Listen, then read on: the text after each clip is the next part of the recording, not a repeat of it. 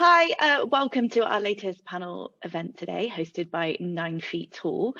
Today we're talking about getting better value from your legal technology, and we are joined by Damien Behan from Brodies, David Aird from DAC Beachcroft, and 9 Feet Tall's Tiggy Atkinson.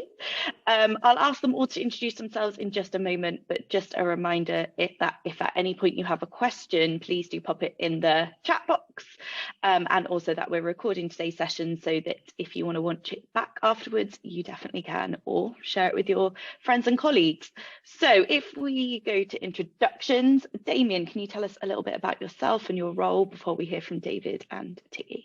Sure. I'm the Innovation and Technology Director at Brodies. We're a mainly UK law firm, mainly based in Scotland, but we do English work as well and work internationally. And we've worked with Tiggy and 9 Feet Tall on our innovation program over the past few years. So that's me. Lovely. And David? Hi everyone, nice to be here. Nice to see you all again. David Aird, IT Director for DAC Beachcroft. We're sort of 3,000 user international law firm, and I've been IT Director here for 9 long years. Feels like 20. Loving every minute of it, David. Loving every minute. Living the dream. Hi everyone, I'm Tiggy Atkinson. I'm a partner at 9 Feet Tall, and I run the legal sector team, so have the pleasure of working with David and Damien and some people who are on the call as well in delivering what we call more complex change programs. And I am Laura Roberts, and I am a principal consultant at 9 Feet Tall working with Tiggy. So let's get stuck into some questions.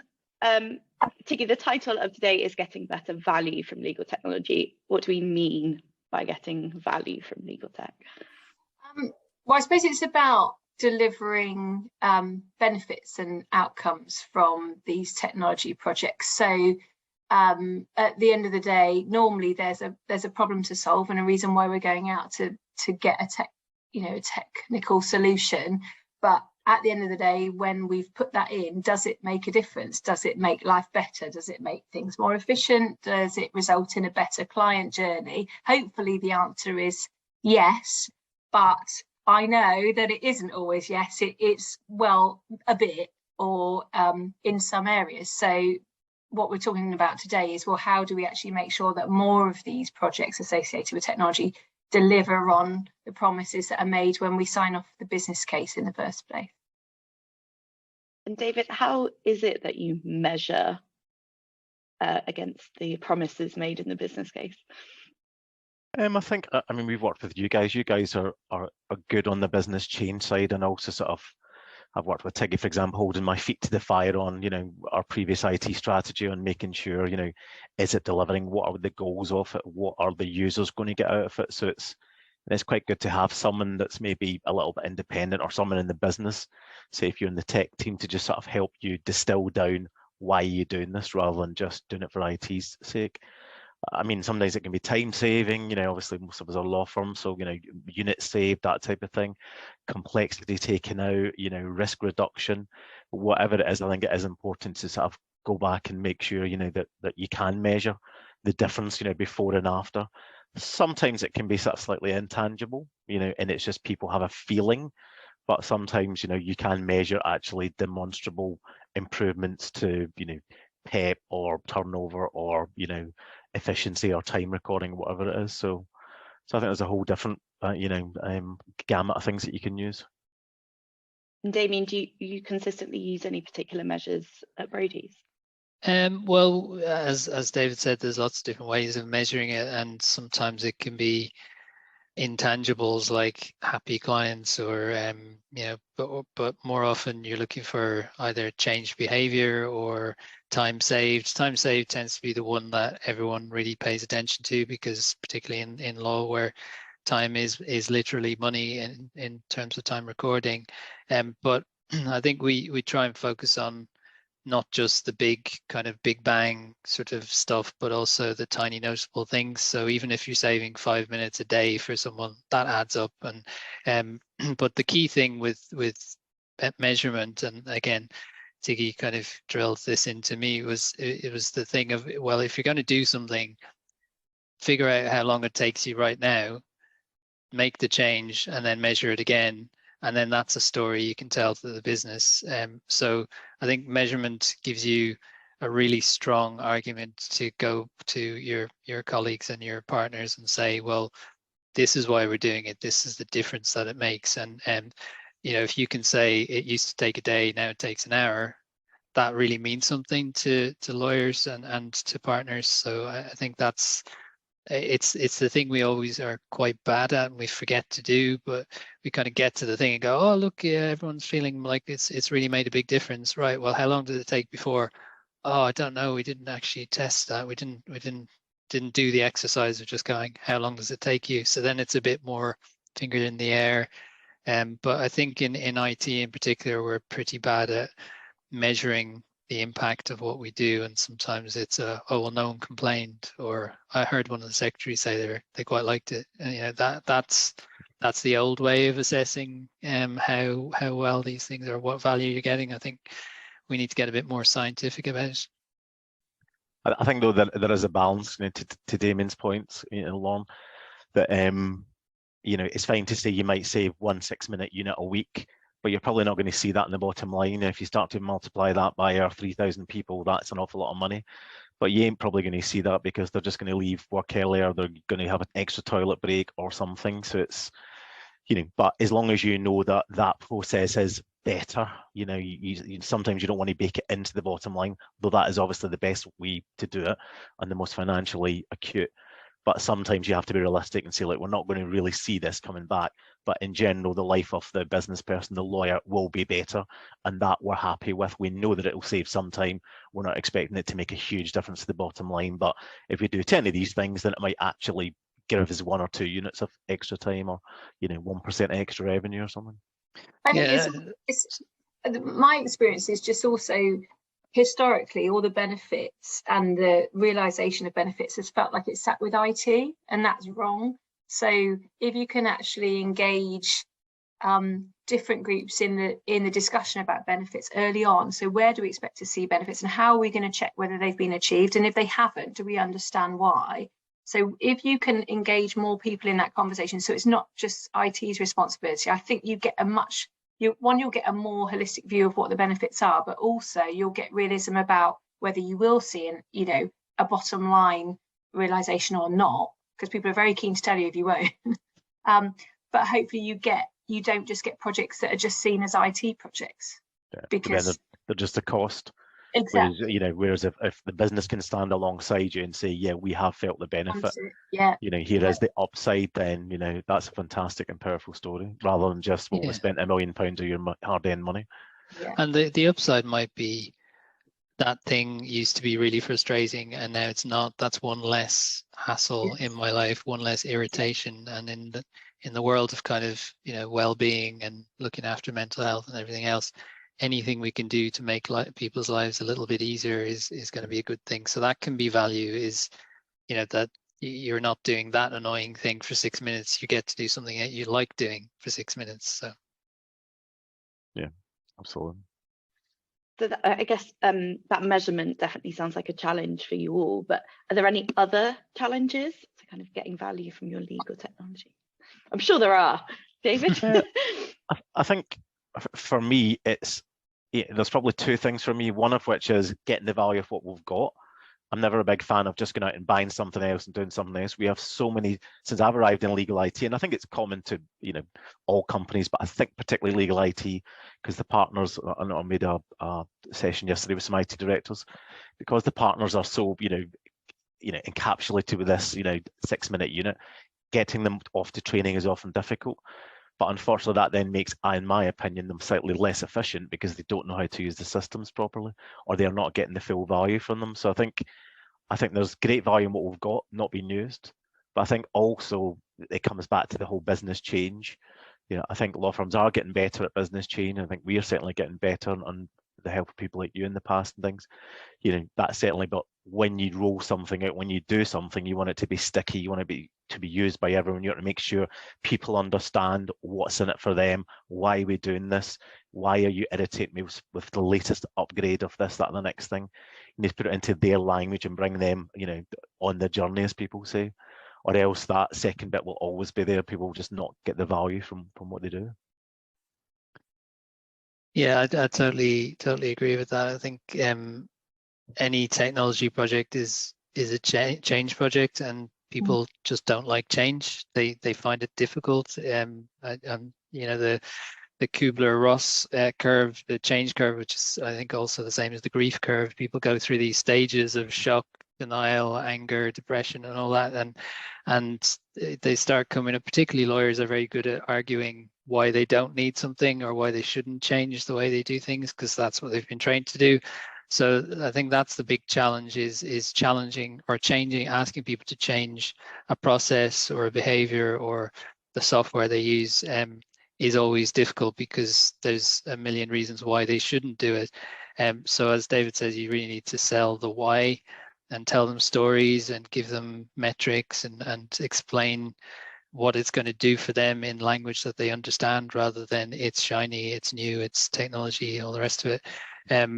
But I think what we've seen with change, obviously in the past couple of years, is that change has happened because it had to happen. And as Satya Nadella from Microsoft said, we had 2 years of innovation in two months when the pandemic hit. So I think we've also got things like diversity and inclusion, ESG, all these things that are forcing businesses to change. So we're actually at quite a good point, I think, where people are becoming more inured or more kind of involved and engaged with change, because they can see that the old ways aren't working necessarily.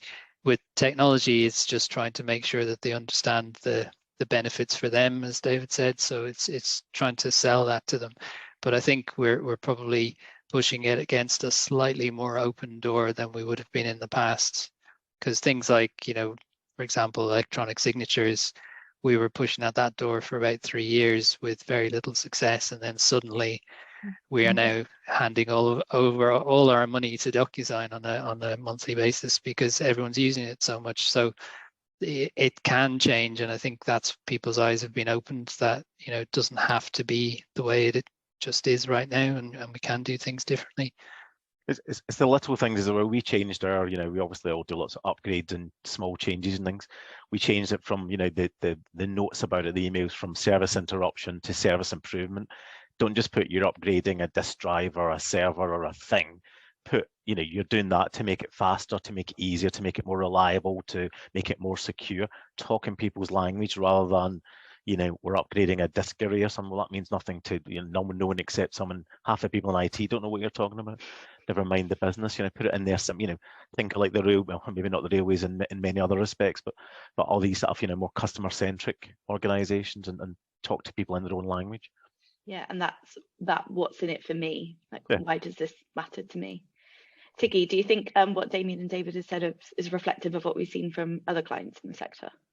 Definitely, yeah. I think there has been a big change from when I first started working in the sector, where normally a new system would go out and there'd be an email out to partners saying just use it the next day. So that is come on in leaps and bounds. I think there's still more work to do, particularly around adoption. So David's point about you can't get people's time.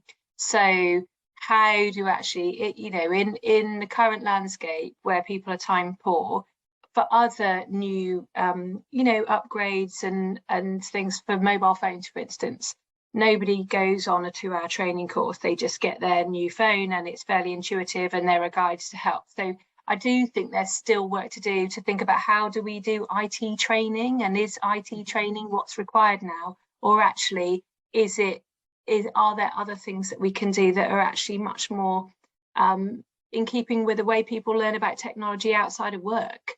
So I definitely think there's more things that can be done there. And I also feel like it's really important to understand, particularly for digital adoption, which groups you're talking about and what their expected use of technology is, because it won't be the same across all, across all practice areas, across all business services groups.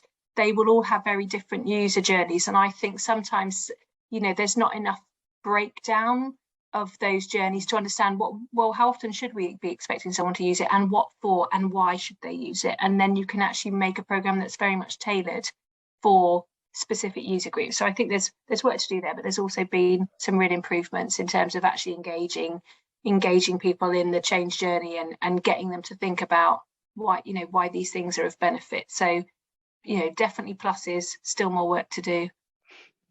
And then Damien, David referred to it as kind of making it sticky, and Tiggy's referred to kind of training as one way of making it a bit stickier and increasing that adoption. Are there any other ways that you've seen at Brodies that you have been able to increase adoption? Yeah, so I think the training one's really interesting. I think we've totally changed our training from classroom based to much more blended learning, e-learning. We're looking at, you know, doing lots of bite-sized 60-second videos, you know, thinking about how do people learn now. And, you know, there's a famous kind of Excel queen, or I can't remember her exact name, but she does TikTok videos all about Excel. And we've been looking at things on Twitter where people have a little animated GIF with here's how you do something, and just really trying to think about ways of getting the message across to people because everyone learns differently. Everyone has a different, you know, some people like to read, and a lot of lawyers do like to read. So we've always got a kind of longer version for the ones who want to spend the time on it. But then we've also got, you know, Miss Excel, thank you. She is great. I could not recall that one.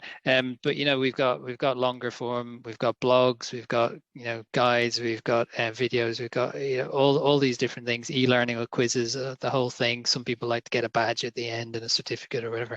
So we do all of that kind of thing. We're doing LTC4, which is the competency standard, to try and bring everyone up to the same level. So there's loads of different ways to engage people. But one of the things we found was that we had, for sort of bigger sort of changes, we had a bit of a gulf between the technologists and the domain experts, the lawyers, the secretaries, the business services people.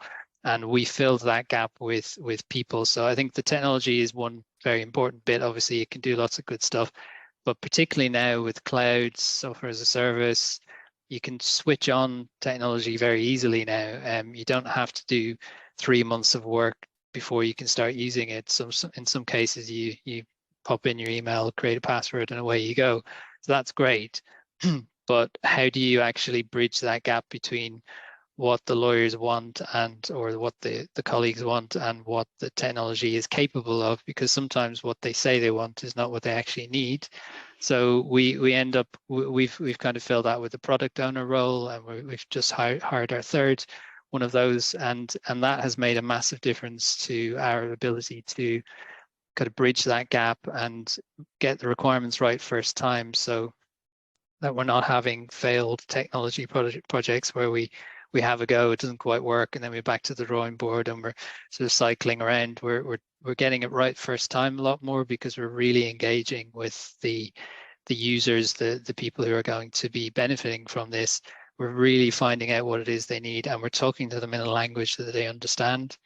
We're not blinding them with science. We're not telling them about the 100 different features this technology does. We're talking about, well, what problem are you trying to solve, as Tiggy said, which is always, that's been the most powerful thing I think we've learned over the years, is to really stop and go, what are we actually trying to do here? What problem is it that we're trying to solve? And just that simple question tends to bring people back into, oh, well, actually what we really need is this. You know, forget about the bells and whistles. It needs to do this thing. This is solve this problem. And David, have you chosen to bridge that kind of gap in a similar way or slightly differently at DAC Beachcroft? Yeah, I mean, the only thing, you know, a lot of interesting things we do, probably most of what Damien's mentioned, we don't give out Blue Peter badges, so that's one I need to look up. As you say, that's probably aligned to a certain group of people. The two things we do, Tiggy mentioned sort of earlier, aligning user stories and things. So we have, I think, 28 user personas for different parts of the business, because we file quite a lot of, well, I use my mobile in a different way to this team, and I do this in that way, and you know, and it does jar with users when you start to talk, you know, about an application or a way of working that is just not, they just don't do it. nothing pees them off quicker than that. So it's tailoring it slightly. Tailoring is obviously, it gets more expensive, but tailoring it for the audience, and making sure how they use things and their individual team requirements, maybe not the actual individuals.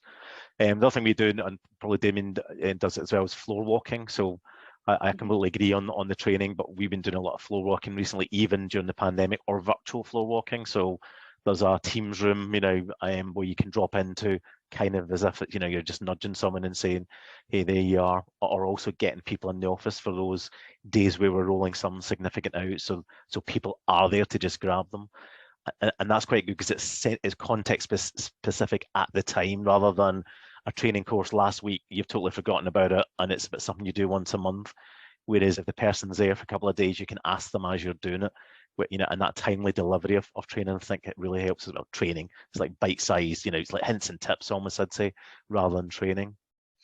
Yeah, we do something very similar, David. It's good. Thanks for reminding me. But we call it embedded IT, and that kind of idea of a journalist embedding with the troops or whatever, or just-in-time training. But it sometimes involves just sitting beside or behind someone and watching what they're doing and go, oh, did you know you can do that slightly different way? Here's a tip. And so that can be really effective. It's quite time consuming, but you then, the trainer, learns something about, oh, I didn't realize people were doing this all the time.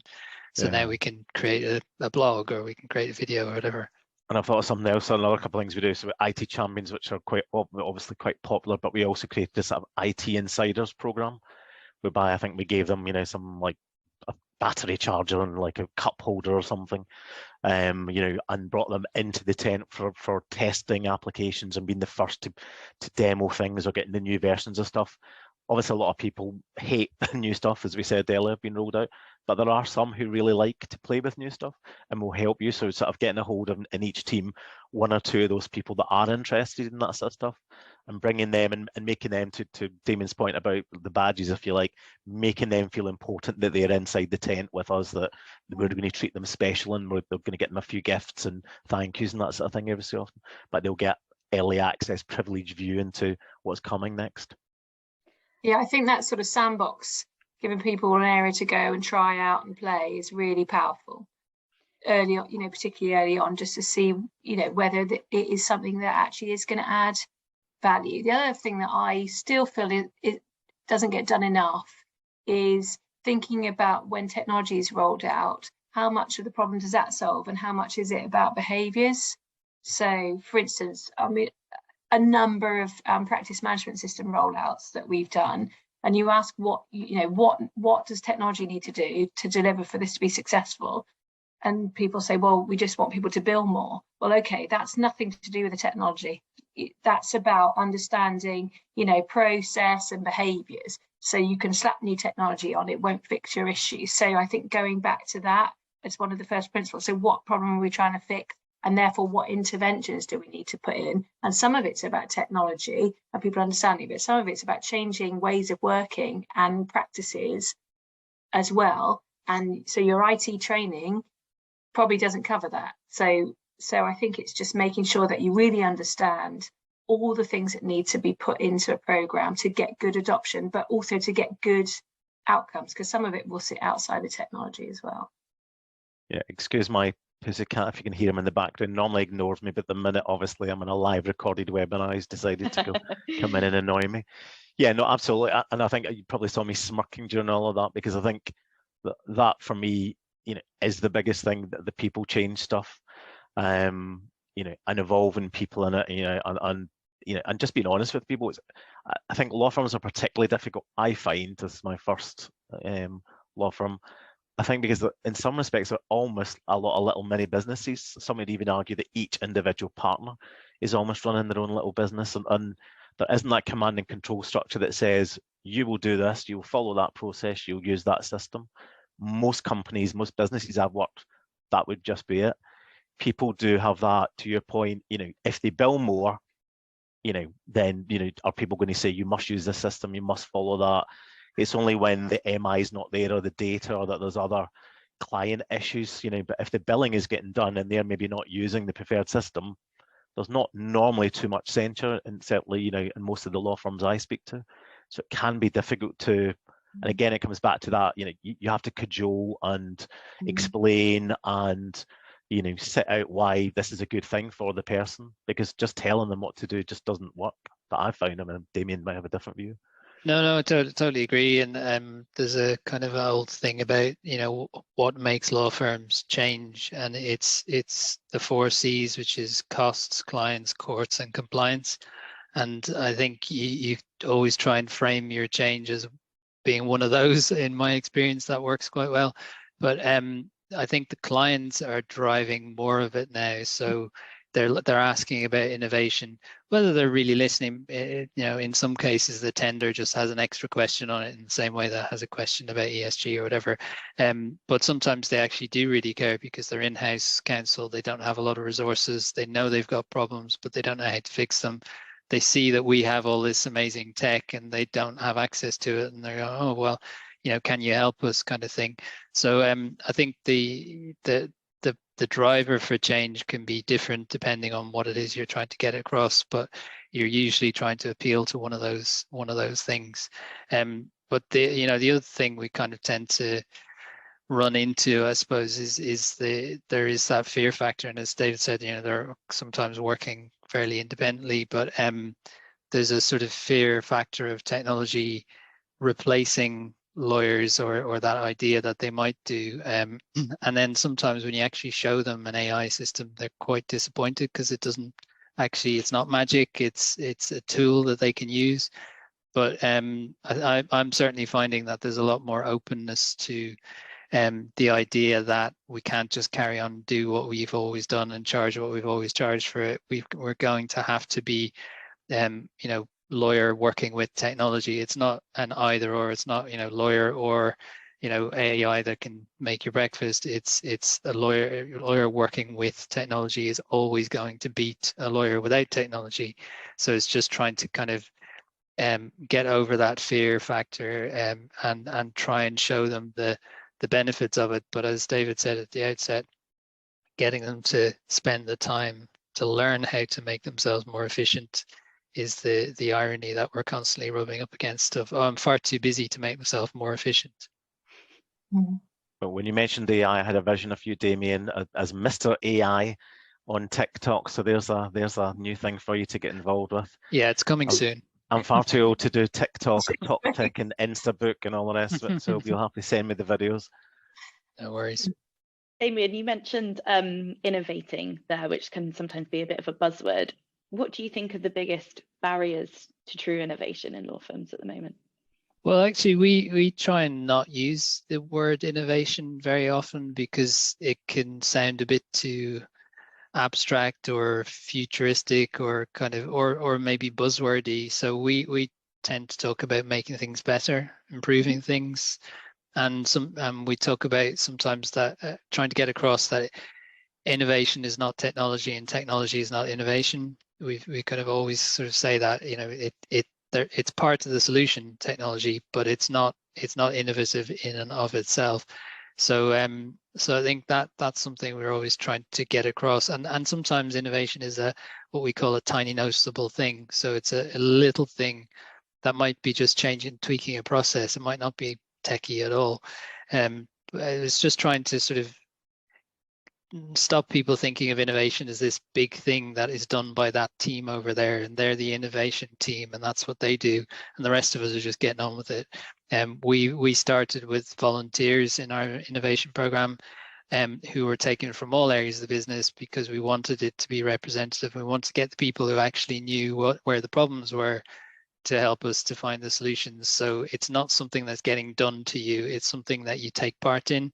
So we did a lot of workshops with people. We did a lot of kind of talking about what their challenges were, and all sorts of interesting things came out of that, and just that kind of bouncing ideas back and forth and stuff. So I think to develop a culture of innovation, you just have to kind of get over this sort of oh well, it's always been done that way, therefore it'll always be done that way, and people start to then see that change is possible. Once you say, well, actually, if you don't like it, tell us, because we'll try and fix it. And once people start to see that, oh, well, I told them and then they fixed it, and now that's great. You start to get that virtuous circle, But we started doing things like talking to trainees and people who joined from other firms within their first 3 months and saying, what do you not like? What can we do differently? What have you seen done better elsewhere? Because that's where you get before people get used to, oh, that's just the way we do things here. You want to catch them and say, well, what would you do differently? I think from my perspective, one of the biggest barriers to innovating is this culture of perfection and getting things absolutely 100% spot on before you can take it anywhere near a client. So in law, that is for me the big barrier. So failure. Fear of failure, but also, starting with an idea that's simple, and then you need to add on all these other things to make it perfect, rather than going, using an iterative approach and starting off with something small, which might not be technology enabled at all, but it's something that works. And then you build, layers and layers of complexity and technology if you need to. But that is, I know in lots of law firms that I've worked in, that is a big barrier. And also not wanting to engage the client early enough because of fear of them, doing something that they don't like or getting feedback. So I would say for me so firms who are prepared to be brave will win out in innovation, and who are prepared to invest in something that doesn't work and learn from it, I would say they are the ones who are going to trailblaze. And also being prepared to go outside being able to go outside of law firms. So to talk to startups, to talk to other sectors and get some ideas and see if they can be applicable in the law space. Because I mean, particularly in legal technology, it's only in the past 5 years that people have started to look at non-legal specific tech in a major way. And I think, and look at solutions which, other sectors use. And I think the same thing can be said with new ideas. It's just taken a long time for people to reach outside the sector. And I think as the sector's been professionalized and, IT directors and people directors come in from other organizations, same with chief operating officers, that is helping because people are starting to look outside of the sector. And I think that can only be a good thing. Yeah, and sometimes it's a thing. Sorry to jump in that, but I think there is lawyers like to have all the answers, and that's kind of why they're being paid, because they're experts there, and it's quite uncomfortable for them to go into a conversation with a client where they're saying, let's have a talk about your problems, and I don't necessarily have the answers, but let's see if we can get anywhere with it. So we've been doing a big program of client listening where we're not asking them for specific feedback on bits of work that we've done. We're just saying, tell us about what's keeping you awake at night, what problems is there anything we could do for you? Is there anything you want help on?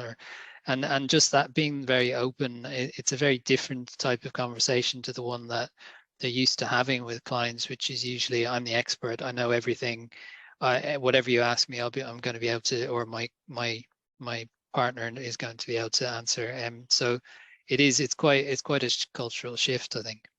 And I just think that, it's a consultancy mindset, really, isn't it? To be able to go in and ask those open questions. And then when you get something, it's then how you can take that and quickly develop it into what could be maybe a technological solution or maybe not. But I agree with you that it's a shift, isn't it, in mindset, and a shift in skills, actually, because you need to be able to ask those questions. I think it's all about the mind shift of, and the skills. We had a session yesterday with the former GC of Network Rail, who's doing this O-shaped lawyer that you might have heard of. We're one of the pilot firms for it. So it really is like trying to make lawyers, and now we're putting it wider than just lawyers, legal people, employees, and legal businesses, more rounded, more okay with failure, and it's very, their stuff is very about the soft skills rather than the hard stuff. So it's being open to change, being all this sort of thing. I won't bore you with. Be quite a good example yesterday where, as when it was in Network Rail, we brought up a slide with a lorry that had crashed into a bridge, and the slide's got 3,000 lorries a year crash into bridges. It causes untold hours of downtime for the railways, etc., etc., etc. Blah blah blah blah. So he says that's a business problem. you know, he brings up what the lawyers would often say, which would be, well, you know, we can get a lawsuit against the people and against Tesco or against whatever. And then he brings up what the business want, and the business want just less strikes on the bridges, you know, for it to happen less. They're not interested about suing the people or this or that. They just don't want it to happen. You know, do we raise the level of bridge? Do we give better training, update GPS, all these types of solutions, rather than, you know, that's a real world solution, but, you know, we don't actually need a legal solution to that. But if we all work together, multidisciplinary, that's the type of business solution they want, you know, even from the lawyers, rather than just let's go straight to, you know, legal and a lawsuit. And does that thinking also impact the way in which you think that your team, so like how IT can service the firm? Yeah, I think so. And I think it's, again, you know, it's, for me, it's about us learning more about what the firm actually does at the front end. You know, I would love, for example, the lawyers to spend some time in IT, for IT to spend some time. You know, we do sort of, you know, day in the life of the business in my team, but it literally is a day. You know, I'd love some of these trainees to come into IT for a couple of months and then go to finance for a couple of months. And, you know, and also I think, you know, for internal, you know, lawyers and law firms, going out to a real business on a secondment or something as well. I think, you know, the in-house legal teams, who of course are the ones buying the services most of all, they're the ones with the real business problems that you in the internal law firm are trying to solve. So just trying to understand it from people's positions, rather than sat over there in your law firm, you know, and at Damien's firm, that's great, we're doing that as well, listening to clients, it's absolutely key, but you're still not quite living the life of the client. You know, you're just getting them to tell you much better to sort of live it and breathe it from you. But it's again a difficult thing because of the, you know, charging and all this. So, you know, if someone sits in IT for 2 months, they ain't making any money. You know, so it's difficult. So this is why these things persist, I suspect. Yeah, but I think that idea, you know, the human-centered design, which we talk about quite a lot. So understanding what the problem is and approaching a solution because you understand enough, you've empathized enough with what's going on in that organization to be able to look through potential solutions, is really important. And I do think it's starting, but there's always more to do. And understanding the problem, I think, and that's where I think we as IT people, and probably lawyers as well, are similar, that they probably rush to a solution without fully understanding, you know, what is the real difficulty. In fact, again, yesterday session we were at, someone was chatting about, it was a supplier and a client arguing over a contract, and it took the third person to say, well, why are you arguing over that clause? Well, we don't want that. And they were like, well, why don't we do this? And it was quite simple, but up until that point, the two lawyers would yes, no, no, yes. They weren't getting anywhere, but they weren't explaining what their issue was with that point. Instead of just being open and saying, well, my business can't accept that because of this or that, like, how do we move forward? That's a solution that works for us all. You know, they were entrenched in their views. I'm conscious of time because we are running out. So I just wondered if each of you could kind of summarize your thoughts on the future of legal technology, if at all possible. Damien, start with you. Yep, sure. So I think probably one of the things that we've been not great at in legal is data. We have tons of it, but we don't necessarily do a lot with it, and that's starting to change. You see firms now with data scientists on their payroll, but it doesn't have to be that complicated. I think just, you know, providing better, more accurate, more up to date, and more accessible information to clients is probably a big thing. So I think that from obviously there's cloud and, you know, the move to sort of less ownership or less running your own tech, but I think using the data that we are all sat on, a lot of it which is unstructured, in new and interesting ways is probably a big thing. David?